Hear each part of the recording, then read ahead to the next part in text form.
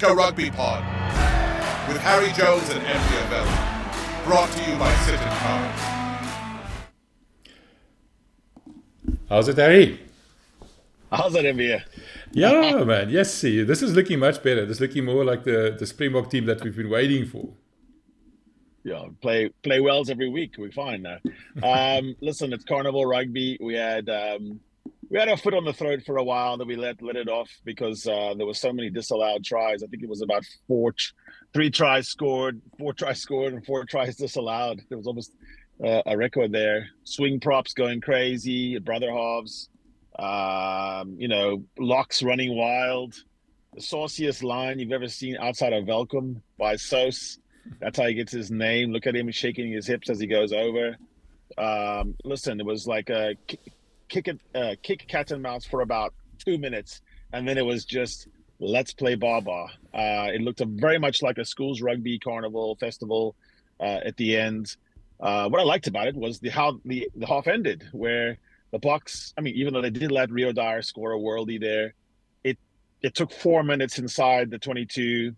Guys were going, crazy, body on the line, no quarter asked, no quarter given, to bracket it. I still would have preferred them not to to get the score. And Rio almost didn't get the ball down. He was rolled out, and he just caressed the blades of artificial turf. But listen, that was a hell of a half. I think maybe Franco Mostert really came back with a vengeance. I don't know what happened to Eben. You probably have more information than I do at that, but Grobs was throwing well, a bit loopy sometimes on his throws.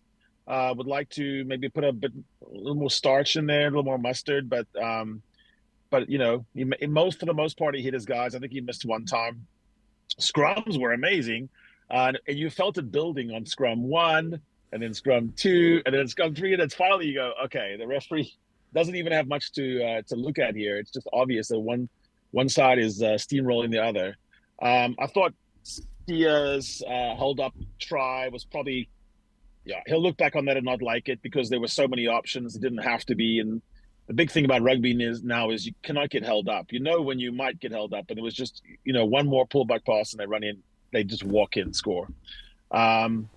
I thought the butcher, once again, shows that he just doesn't butcher try chances. Like, if you give him anything, he is one of the best players in rugby at finding a way to the ground. The big scrums finally got pay. I think it was scrum number 3. There was a scrum at 23 minutes and then a scrum at 25 minutes where the Welsh Dragon was flying on top of the scrum. The hooker was literally got wings. He was lifted. I actually thought one of the kicks of the whole 40 minutes was Damon Delende's kick to Curtly Arendse, ball back to Fassi, who's held up as well, second time held up. But I thought that was such a beautiful kick. Nothing bad could have happened. It was put where, okay, Wells could have defended it, but that was it. They could have survived or we would score. Fassi will hate that video because if he just goes in hard, low, and presents shoulders low to the ground, he scores, he slides in. The other beautiful kick was the brothers Hendrickse trying to make their little fairy tale come true, the brothers Grimm.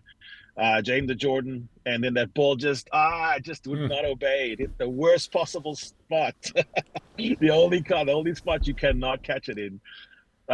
Let's see. And then I thought Wales, there was someone on the comms on my side that I was watching said 106 tackles in 30 minutes for the Welsh. That's going to come back to bite them in the second half. At one point, the referee had a tackle as well. I thought he joined the defensive line and I think he made a tackle because he felt sorry for them. Let's see. I've got one more set of notes here. So, this was an action-packed 40 minutes. I thought that at some point, the try that I really liked the most, I will tell you this, is Jasper Wiese, hard carry, Ulrich Low, burrows in and scores, because that try would be scored against other teams. It came off of a tough scrum, and I think that's a replicable try. Hey, all credit to Wales. they did something for their fans to get into the match by putting 25 people into the mall. I mean, that's the biggest mall I saw in my life. Yeah. I think there was 3 guys left on Wells side and 4 guys on the Box side. When the ball finally came out, there was no one to give it to. But I love Box running back to the try line on that penalty to prevent the tap and go, because Wells wanted to do tap and go. And the thing in the team is if you can always just get up and run back, then almost no team takes the tap and go. It turned out they scored a try anyway. But how did you see it, man? Did you just were you just having fun on the couch? I've been waiting to get this pun out there, because it felt to me like the game was being played in the Netherlands, because it's like the little boy with his finger in the dike is trying to stop the flood, and you know that dike's going to break in the second half. That's what I'm telling you now. It's going to break. It's going to get 60+ points over easily. You talk about fingers in the dikes. You're going to get yourself flagged on YouTube, man. No, man, you're going to get me flagged on YouTube. No, it was good fun. It was. You know what I say? I felt bad for Eben coming off, but when he scored his try, I saw him smile in a way that I hadn't seen him in a while, so maybe never. And I thought, now that's a guy in love with rugby. Like you just saw it. He thought, like, after all he's gone through, the horror of 2016 and 2017, where he had to captain the team sometimes and just getting destroyed. He never put his head down. He kept soldiering.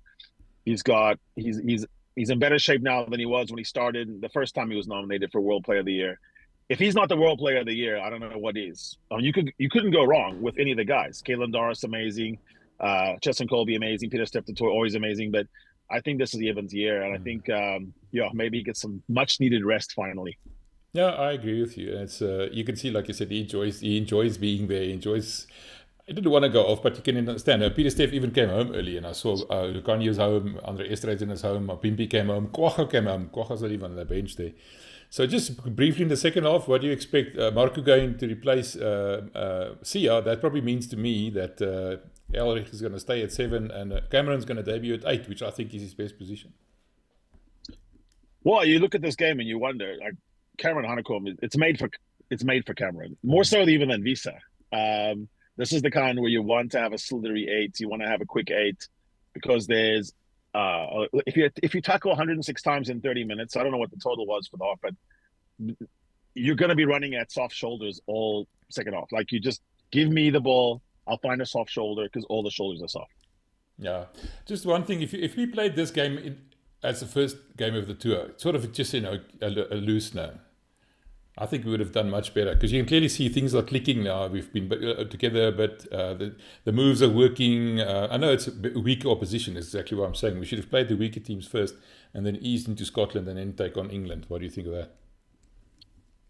Well, maybe. It's interesting because it's not really the Buck style to run up a huge score. And I had it down that it should have been 33-0 at some point when it was about 19. So I suppose what you actually say, it looks good, but in reality, it should have been better. So maybe you still come back to Oranges and you say to the guys, hey, listen, this time, next 40 minutes, everyone finishes every chance we got. No excuses, tighten up. You see that if you run hard lines, you're going to score. Stop trying to muscle your way over, run good lines, you'll score. Last question, when do you think we'll see Cameron? How soon after halftime? 5 minutes. That quick? That soon? 6 minutes. Yeah, I think so. I think they want to keep the pace up, because even though it's true that making tackles tires you out, carrying also makes you tired. So I think, and a fresh carrier, which is what Cameron is par excellence. I mean, a really, really world-class carrier. That's what you want him to see in his first Bok cap. I don't think you want to have him, plugging holes in the dam himself. I think you want him smashing, dam buster. All right, we have to stop. The second half's about to begin. We'll talk after the game. I'll talk to you then. Cheers. Thanks, Harry. Cheers. Yep. This is the Lekker Rugby Pod with Harry Jones and Emily Welman. Brought to you by Sit and Cards.